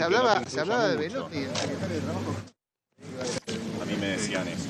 Que si no, bueno, repitamos entonces, Brenda, quiénes son las nuevas ministras en el área. Empecemos por el Ministerio de Trabajo. Ese lugar lo va a ocupar. En el Ministerio de Trabajo va a estar Raquel Kelly Olmos, una economista, actual vicepresidenta de El Vice, el cargo que ocupaba antes de Mendiguren, que fue concejala y legisladora de la ciudad de Buenos Aires y secretaria de Asuntos Municipales de la Nación durante el último gobierno, el último mandato de Cristina Kirchner, alguien que responde en el PJ porteño, como decía recién Pablo, a Alberto Fernández, alguien del riñón de Alberto Fernández, lo cual ratificaría esta idea de que no consultó a Cristina. De que no consultó, de que puso gente de su entorno que él quería poner, que en general es lo que terminó. Kelly Olmos, entonces, nueva ministra de Trabajo. La nueva ministra de Trabajo. Ministra de Desarrollo Social. Ministra de Desarrollo Social, Victoria Tolosa Paz, contadora, así la están describiendo, ¿no? Pero bueno, actualmente es la diputada por la provincia de Buenos Aires, que es muy cercana a Alberto Fernández, que tiene un perfil vinculado al desarrollo social. De hecho, ocupó un cargo importante en el Ministerio de Desarrollo Social de Alicia Kirchner. Ella hizo su carrera en políticas sociales hace tiempo que estaba Alberto Puro. Alberto Puro, sí, si hablamos de eso. La puso de candidata en la provincia de Buenos Aires. El año pasado, exacto. Exactamente. La puso de candidata el año pasado. En el 2021. La tiene al lado, exacto. Presidía también la mesa ¿cómo era? La mesa contra el hambre, la mesa de la mesa social, contra el hambre, exacto. Es una persona que siempre Alberto Fernández la tuvo en consideración para estos temas. Recordamos lo que te decía antes, estamos hablando de un ministerio donde el ministro prácticamente no tiene poder. Es decir, es un Alberto Fernández que se cierra, como hacen todos los presidentes sobre el final de su mandato, pero en el caso de Alberto Fernández se cierra en su círculo más estrecho. Tal cual, se cierra en su círculo. Sí, Sí, está como tratando, esto me parece bastante inédito, ¿no? Porque otras veces había tenido que consensuar con Cristina Kirchner un nombre y algún otro nombre, digamos, lo iban repartiendo. En este caso parece que las tres responden a la decisión de Alberto Fernández. Hay que ver si después pueden terminar tomando sus decisiones y cuáles van a ser las consecuencias de esto que acaba de decidir Alberto Fernández en lo sucesivo, ¿no? Porque si, digamos, si esto no fue decidido en consenso con Cristina Kirchner, a mí me da dudas de cómo va a seguir la gestión. Un dato más de Kelly Olmos. Recordar que además fue una dirigente que era ultra menemista en la década del 90. Incluso llegó a ser una posible compañera de fórmula en una posible candidatura a jefe de gobierno de Gerardo Sofovich. Estamos hablando de una dirigente que fue ultramenemista, después pasó al kirchnerismo, sí, con una línea parecida. No sí, tengo tan claro pero que quizás un poco más verborrágica que lo que fue Alberto Fernández en ese momento, donde el menemismo de Alberto Fernández siempre fue algo más solapado. No tengo tan claro que se pueda decir eso de Ayelen Massina, tan del albertismo, porque además este es un fin de semana, hoy está terminando el encuentro plurinacional de mujeres y disidencias en San Luis, y ella ha sido una referencia muy fuerte de ese encuentro, entonces puede ser que también en los nombres que se barajaron en las últimas horas haya surgido como una referente fuerte del movimiento feminista, no necesariamente del núcleo del albertismo. Esta nueva ministra era ministra... Secretaria de Mujeres en San Luis. De Alberto Rodríguez. Claro, está bien. Es decir, es una funcionaria que viene del gobierno de Alberto Rodríguez Sá en San Luis al gobierno de Alberto Fernández. Los Rodríguez Sá que están en buena relación política con Cristina Fernández de Kirchner. Uno y otro no están Van y vienen, ya me marean los Rodríguez Sá. Entre ellos se pelearon a muerte. Alberto Rodríguez Sá en algún momento amenazó con romper todo en lo que es el Frente de Todos. Finalmente volvió. Seguramente esto lo va a ayudar a que mantenga los pies en el plato y que por lo menos pare con algunas críticas que estaba haciéndole al gobierno nacional. Veamos qué está pasando ahí en Olivos.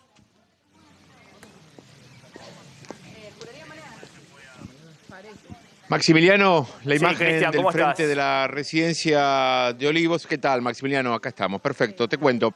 Bueno, ustedes acaban de dar la información por A24 de los 3 cambios que se dan en el Gabinete Nacional. Han elegido, como bien dijo el presidente de la Nación, 3 mujeres de diferentes edades, procedencia geográfica y amplia trayectoria en sus temas de referencia. Sorpresa, tengamos en cuenta que en este caso la decisión del presidente la tomó sin consultarlo en primera instancia con la vicepresidenta de la Nación, Cristina Fernández de Kirchner. Fue una decisión que tomó con su grupo más íntimo. Estamos hablando de Julio Vitovelo, el secretario general de la Presidencia. Hablamos de Vilma Ibarra, la secretaria legal y técnica. Hablamos de Gabriela Cerruti, de Juan Carlos Olmos. El grupo Santiago Cafiero también, el canciller. El grupo más cercano y más íntimo del presidente de la Nación ya sabía esta información cuando se barajaban varios nombres para reemplazar a la ministra de Mujeres, Géneros y Diversidad en primera instancia, Desarrollo Social y Trabajo. Han decidido tener esta nueva iniciativa de ubicar mujeres en los 3 ministerios. Victoria Tolosa Paz era el nombre que más había trascendido, esta dirigente de 49 años, bonaerense. Es la única que vimos ingresar, Maximiliano, aquí en la residencia de Olivos por el portón de la calle Villate a las 11:45 de la mañana. No hemos visto a Kelis Olmos, que es la que va a asumir el Ministerio de Trabajo, ni tampoco a Ayelen Massina, que es la que va a reemplazar a Elizabeth Gómez Alcorta en el Ministerio de Mujeres, Géneros y Diversidad. No va a haber conferencia de prensa, fue todo a través de un comunicado por escrito, el anuncio en esta jornada de feriado aquí en nuestro país. Expectante a ver si vemos ingresar a algún otro funcionario con el correr de las horas en esta tarde de lunes, pero repetimos, a la única que vimos ingresar, Maximiliano, es a Victoria Tolosa Paz, que va a asumir como ministra de Desarrollo Social. Es quien se encuentra en estos momentos, por lo que pudimos averiguar, reunida con el presidente de la Nación, Alberto Fernández. Decisión que ha tomado con su grupo más íntimo. No ha sido consultado ni Sergio Massa, el ministro de Economía, ni tampoco la vicepresidenta de la Nación, Cristina Fernández. Ya el presidente tenía los nombres de las 3 mujeres, decide que sea así, de diferentes edades y también con diferentes ubicaciones geográficas, ¿no? Diferente procedencia geográfica de las tres dirigentes que ahora van a ingresar y van a integrar el gabinete del presidente Alberto Fernández. Expectativa por la salida de Victoria Tolosa Paz para ver si estaría dispuesta a pronunciar las primeras declaraciones ya como ministra de Desarrollo Social, reemplazando a un Zabaleta que ya había adelantado que quería alejarse del gobierno y regresar como intendente de Hurlingham, donde se encontraba con licencia, sobre todo en esta etapa final ya de últimos meses del gobierno de Alberto Fernández. Sí, le falta todavía un añito largo, pero sí, como vos decís, ¿no? Están en otra etapa, en la recta final, exactamente, Cristian. Cristian, gracias, muy amable. Hasta luego. Bueno, tenemos el móvil en el peaje de Hudson. Ahí está Marcelo Padovani. Marcelo, hola ¿qué tal? Maxi, buenas tardes. Estamos aquí, como bien decís, en el peaje de Hudson. Vos sabés que por ahora es fluido, mira, te vamos a mostrar, es fluido el tránsito aquí. Mano, por supuesto, a la Ciudad Autónoma de Buenos Aires. Decimos por supuesto porque ya en poco tiempo más va a comenzar la hora del regreso. Hay algunos controles aquí, pasás el peaje y la policía te para, o al menos algunos autos, y te pide lo que te pide siempre, el registro, la cédula verde, bueno, por supuesto la verificación técnica, todo lo que tiene que tener un auto para circular en condiciones. Así está ahora 1000 autos por hora, Maxi, aproximadamente. Desde la costa atlántica bonaerense hacia la Ciudad Autónoma de Buenos Aires es el último registro que tienen las autoridades de tránsito aquí en la provincia de Buenos Aires. Bien, Marcelo, gracias, muy amable. Ahí estaba Abrazo. Marcelo Padovani. ¿Qué está pasando con el tema de caída de ventas? Claro. ¿En qué sectores ha registrado la CAME? Mira, en las últimas horas se dieron a conocer distintos indicadores de que en medio de una inflación muy alta, justamente se va resintiendo la actividad económica, sobre todo el consumo. Fíjate, las ventas minoristas que venían siendo positivas, en septiembre dejaron de serlo, tanto en la comparación contra septiembre del año pasado, caída del 3,5%, como cuando vos comparás lo ocurrido, ventas minoristas, respecto de agosto, una baja del 1,4%. Fíjate cuáles son los sectores o los rubros a los que peor les va. Uno es, digamos, uno podría haberlo pronosticado, textiles e indumentaria, 17% abajo respecto de septiembre del año pasado, 1,3% negativo respecto de agosto. ¿Por qué digo que uno lo podría haber pronosticado? Y porque el precio de la ropa es lo que más se encarece, 110% en el último año, bien por encima de los salarios, del resto de los rubros, la inflación, con lo cual, bueno, efectivamente hay una menor consumo, menores ventas en ese rubro. Calzados y marroquinería, 10,5% abajo en la medición interanual, 5,7% negativo mes contra mes. Y los alimentos, atención con esto, es el tercer rubro que peor les va, 1% de baja respecto a septiembre contra septiembre del año pasado, y esto lo empiezan a notar, Maxi, las empresas fabricantes líderes ven que hay caída en las ventas, por ejemplo, de aceite muy fuerte, también carne, porque es algo, no es novedoso en ese sentido, pero en lo que es aceite, lo que es harinas, y lo que es azúcar vienen justamente con menores ventas. Bueno, CAME reflejó caída del 1% año contra año, 3,6% de baja septiembre contra agosto. Otro rubro que le está yendo, por lo menos en septiembre, mal, es la venta de autos usados. Según la Cámara del Automóvil, justamente, de Cámara de Comercio Automotor, 15% de caída entre septiembre respecto de septiembre de 2021, 4,7% de retroceso septiembre contra agosto.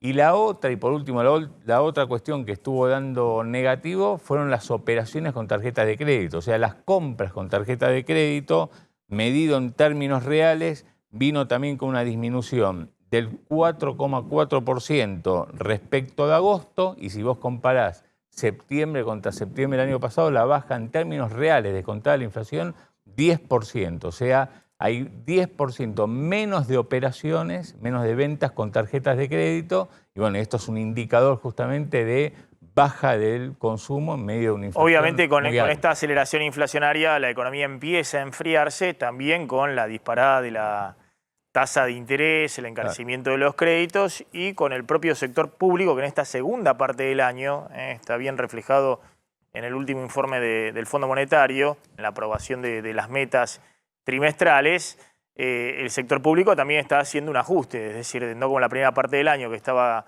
creciendo el gasto público respecto a la inflación, sino que ahora viene con un ajuste real, por debajo de la inflación. Lo tengo a Adrián Saque en Estados Unidos.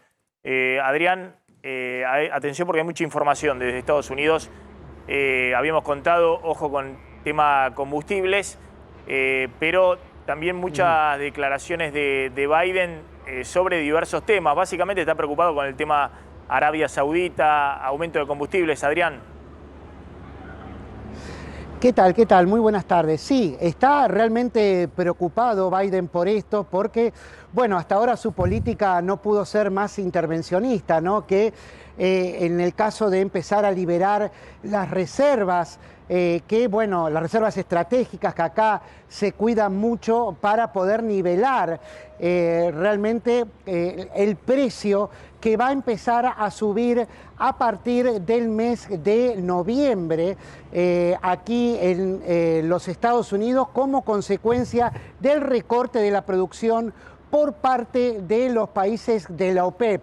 También aquí hay justamente un debate muy fuerte acerca de si aprobar o no una legislación que es anticartelización, ¿no? Que se llama la NOPEC, justamente, serían las siglas en inglés, que es justamente para equilibrar Estados Unidos y sus países aliados en la producción de petróleo, los designios justamente de Arabia Saudita, de Rusia y de todos los países de la OPEP que quieren fijar otro precio. Bueno, Biden por ahora justamente está entre la espada y la pared porque el precio de la nafta, del combustible, el galón, sigue aumentando aquí por segunda semana consecutiva. De a poquito nos vamos acercando a los $4 el galón. Recordemos que llegó a estar a $5.05 en el mes de julio. No se cree que llegue a tanto, pero ¿qué pasa? En pocos días se va a conocer cuál fue el índice de inflación del mes de septiembre.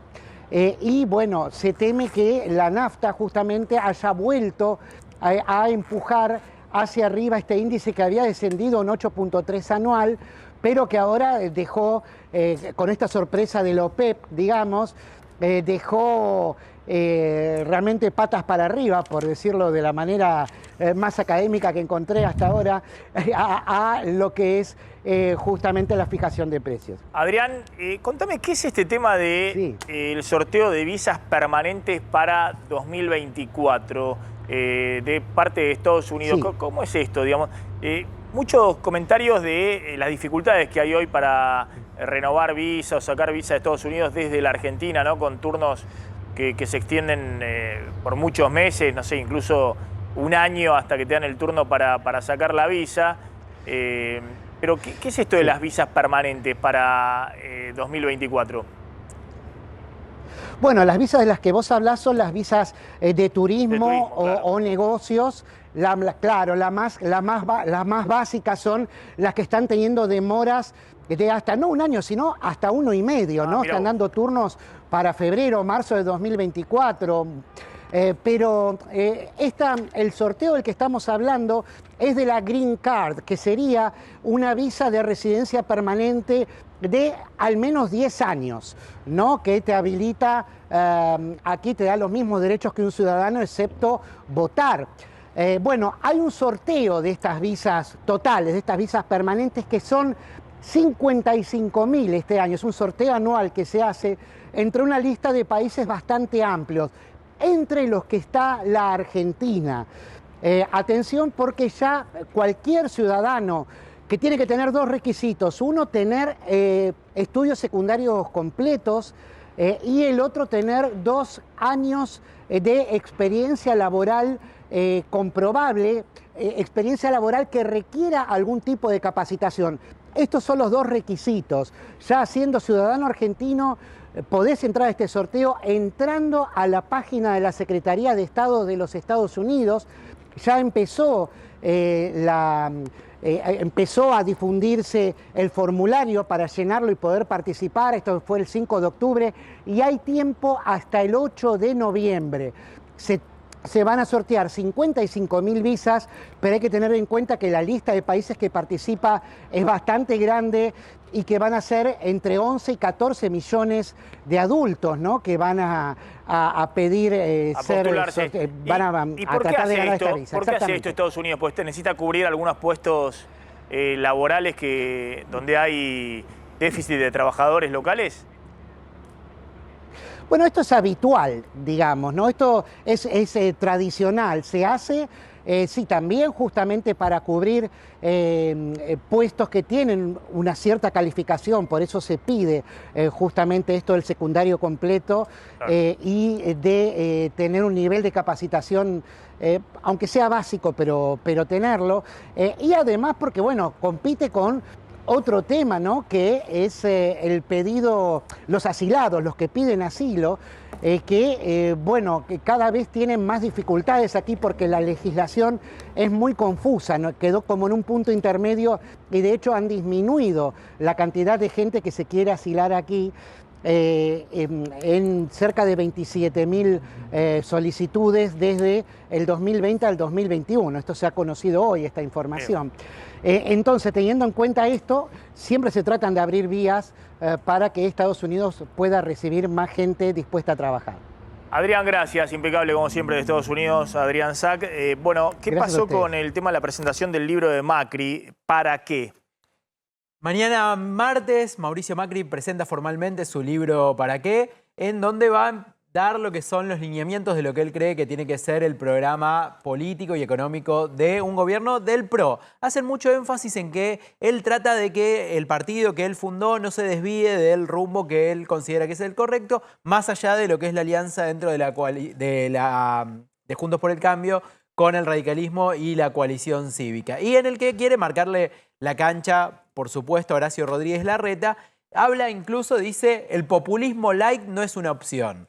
La pregunta es si esto es un mensaje para Horacio Rodríguez Larreta, que habla de hacer un acuerdo con el 70% de las fuerzas políticas de la Argentina, que incluyen a sectores del peronismo que quizás son lo que él considera populista, pero una opción light como no es el kirchnerismo. Bueno, algunas frases que se anticiparon del nuevo libro de Macri. Los argentinos de hoy no somos los mismos que los de 2015. La gente no acepta más ser pisoteada o ninguneada por el poder. El planteo de Macri es, este momento la gente ya está de acuerdo con un cambio, algo que en 2015 estaba de acuerdo, pero a medias, y también está mirando el macrismo lo que es la composición de fuerzas en el Congreso. Recordamos que Macri asumió y tenía menos de 20 senadores. Hoy, Juntos por el Cambio, tiene más de 30, 33 senadores, lo cual en el Senado y en el diputados otro número importante de diputados que le va a permitir imponer reformas. El resurgimiento del ideario liberal ha sido una verdadera bocanada de aire fresco frente al monopolio del relato populista, un guiño a los sectores liberales, hubo guiños en el libro o en lo que trascendió del libro, también hubo guiños a Javier Milei y a su electorado. Esta vez no habrá tiempo ni sustento político para quedarnos a mitad de camino. Otra de las frases de Macri. Habrá que tomar decisiones drásticas desde el primer día y existe una larga lista de empresas públicas que deberán pasar a ser gestionadas por el sector privado. Quizás como definición de medidas de gobierno es una de las más fuertes de las que trascendió hasta ahora del nuevo libro de Macri. Se llama ¿Para qué? Plantea los lineamientos principales de lo que él cree que tiene que ser el próximo gobierno del PRO y de Juntos por el Cambio.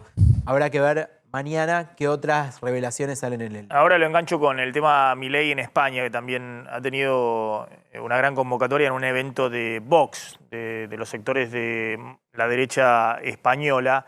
Pero, ¿qué se sabe del dólar Qatar? Y mira que el gobierno, el Banco Central, están definiendo justamente a cuánto poner el dólar turista, el dólar cuando los argentinos que viajan por el extranjero pagan cuando usan la tarjeta de crédito, y ese dólar está en torno a los 270 pesos.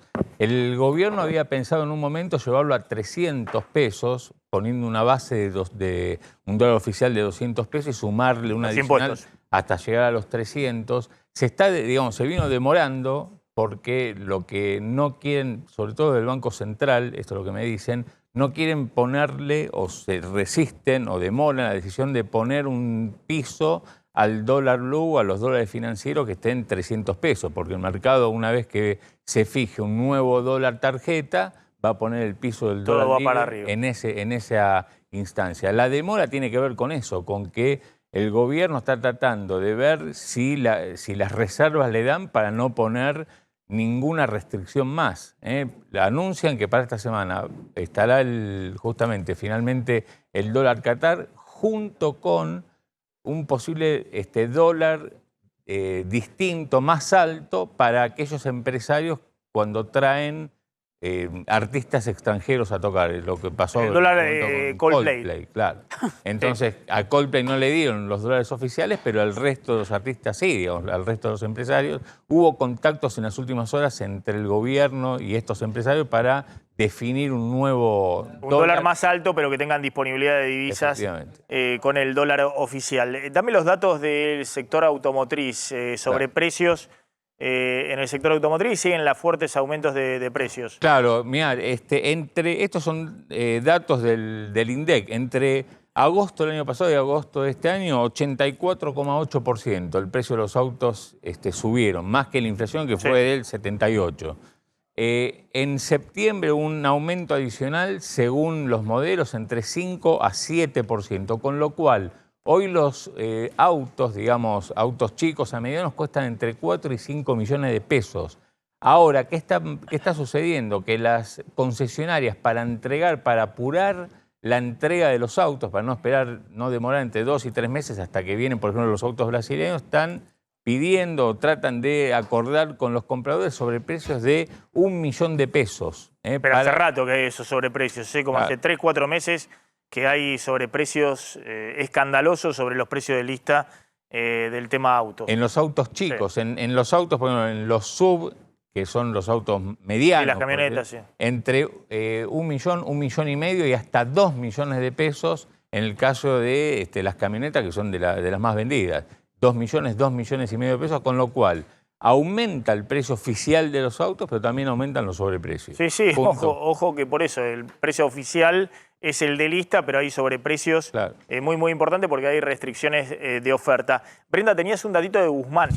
Sí, porque Guzmán va a dar una conferencia junto con Stiglitz, Joseph Stiglitz, el premio Nobel de Economía, que ha sido su mentor político, digamos, de economía en Colombia. Bueno, van a dar una especie de conferencia de prensa, una conversación sobre la presión de la deuda en países del sur global. Va a ser en Colombia, la Universidad de Colombia. En la Universidad de Colombia, claro. Hermosa, en el corazón de Manhattan. La verdad que Guzmán la hizo bárbaro, ¿no? Él personalmente, no para el país, pero él personalmente. Si a eso se suma, y es cierto lo que publicó Nancy Paso este fin de semana, que Alberto Fernández le atiende el teléfono, que están chateando, que le consulta sobre temas económicos, la verdad que la hizo redonda. Sí, además inyectó del gobierno, generó una crisis terrible desde el punto de vista inflacionario, de la falta de dólares, de descalabro. El propio FMI dice que el acuerdo con el fondo estaba totalmente descarrilado. Y después de todo eso, el presidente de la Nación chatea con el presidente de la Nación y da conferencias internacionales. Claro. Y lo deja el ministro de Economía, ¿en qué posición? Si es cierto eso, que Alberto Fernández encima chatea con Guzmán, la verdad que uno no entiende a qué gestiona y qué hace el presidente en la Casa Rosada. No se entiende bien qué es lo que está imaginando del año largo que le queda para terminar como corresponde su mandato.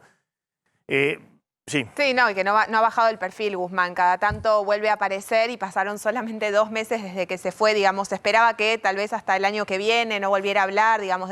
No, pero está bien. La última vez fue el viernes para repudiar los incidentes de... Guzmán puede hacer lo que quiera. Claro. Está en todo su derecho. Sí, es un hombre la cuestión de Alberto Fernández, es un si lo sigue consultor consultando... es un consultor privado, está con Stiglitz recorriendo el mundo. Es decir, hace su juego. Lo que no se entiende bien es... Puede que no sea así, pero si es así, que el presidente le está consultando a quien le dejó el gobierno incendiado, la verdad que muy llamativa la actitud del presidente. Muy llamativo. Brenda, gracias. Muy amable. Mañana completamos con el tema Milei. Ya están llegando...